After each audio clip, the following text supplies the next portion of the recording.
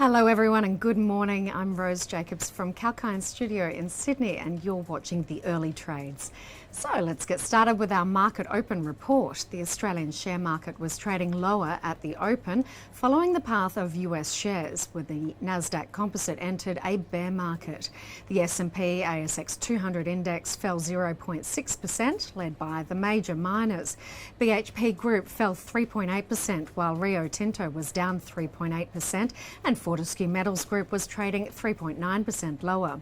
Champion Iron was the worst performer, down 7.4%, while Chalice Mining was trading 6.5% lower at $7.09.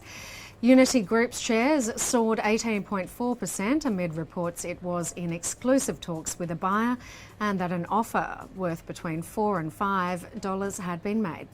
Janus Henderson Group was up 4.9%. While Imugene advanced 4%. Let's look at some of the newsmakers from today.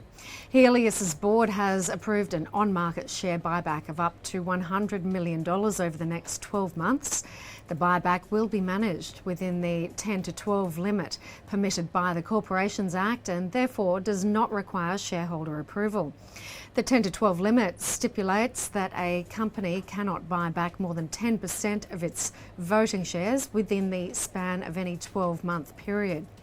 Helios intends to conduct the buyback having regard to the prevailing share price, market conditions and any incremental capital requirements. FAR has begun steps to withdraw from its interests in the Esperanza Blocks 4A and 5A and Sinapa Block 2 offshore Guinea, Bissau. The company has provided its notices of withdrawal to the government of Guinea-Bissau and operator Petronor in accordance with the relevant agreements. Joint efforts by FAR and operator Petronor to collaboratively farm down have been unsuccessful.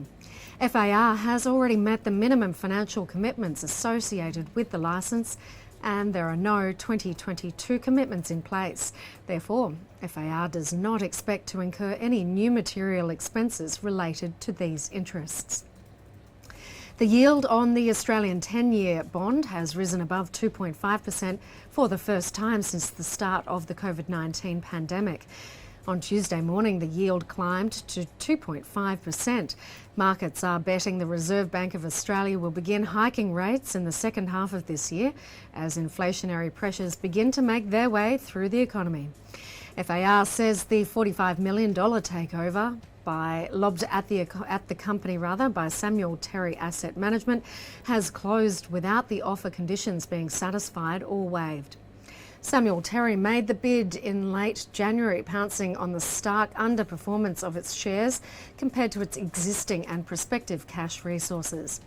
FAR, a former partner in Woodside Petroleum's US $4.6 billion Senegal oil project, has roughly US $40 million of uncommitted cash on its balance sheet and is anticipating future payments of up to US $55 million once production starts up in late 2023. Pushpay has reconfirmed and narrowed its previous guidance for the year ending 31st of March 2022. The company now expects underlying earnings before interest, tax, depreciation, amortisation, foreign currency to be between $61.5 million US and $63.5 million, compared to $60 million and $65 million previously. The company's guidance for the period represents an increase in underlying EBITDA FI performance of between 6 and 10% when compared to the prior financial year. Pushpay's net debt balance has reduced from $90 million as at August 2021 to $54 million as at February 28, 2022. Pushpay also advised that it intended to buy back the remaining SS shares currently held by Pushpay Trustee Limited as trustee for a legacy employee share scheme. And that's all for now on the early trades. Stay tuned to Kalkine TV as we have many more shows lined up for you, sharing live updates across the economy, markets and sectors. I'm Rose Jacobs, signing off.